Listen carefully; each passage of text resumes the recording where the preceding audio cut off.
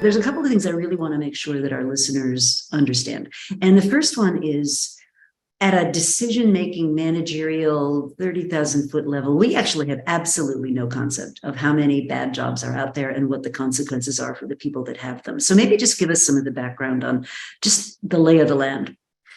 Yeah, and I will start by saying when we think about what is a good job, we also have a misunderstanding of what a good job is. And, what is a good job? To start with, let's start with that definition and we'll get at, the numbers. At a minimum level, people have to be treated like a human being with respect, as opposed to a pair of hands, right? And in a good job, you need to be able to make enough money so that, you can take control over your life.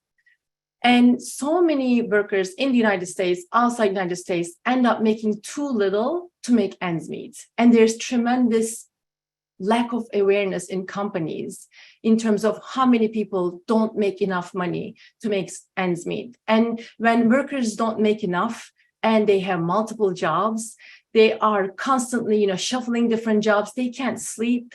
There's constant stressing about, do I pay for this or do I pay for that? How do I put food on the table?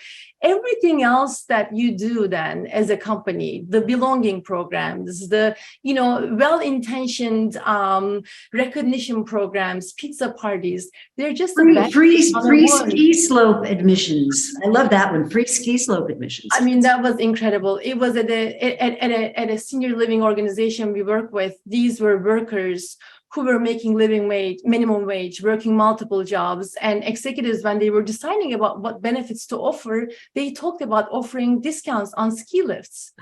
And so that's the type of disconnect that we have. And I think, then when pay is low, workers end up in a vicious cycle of poverty, and it hurts their physical health, it hurts their mental health, it hurts their cognitive functioning, and they end up not being able to perform well on the job.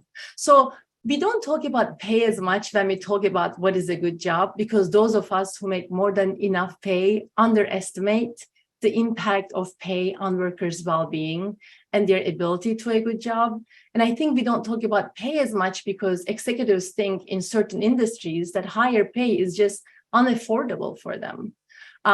But when pay is missing, of course, high pay alone doesn't make a job a good job, but the absence of pay guarantees a bad job, and it guarantees turnover. And when turnover is high, then companies end up designing a system that ensures that they treat workers as a pair of hands, not human beings who can make decisions, who can improve performance. So pay is a huge part of what makes a job a good job. And just some statistics, in the United States before COVID, Brookings Institute found that 53 million Americans, that's 44% of the workforce, worked in low-wage jobs where the median pay was $17,950. How much? Think $17,950. So think about, and pay is a two-pronged problem. There's the hourly wage and there's the number of hours. And in so many service jobs, people don't get to work, even full-timers, 40 hours a week, every single week.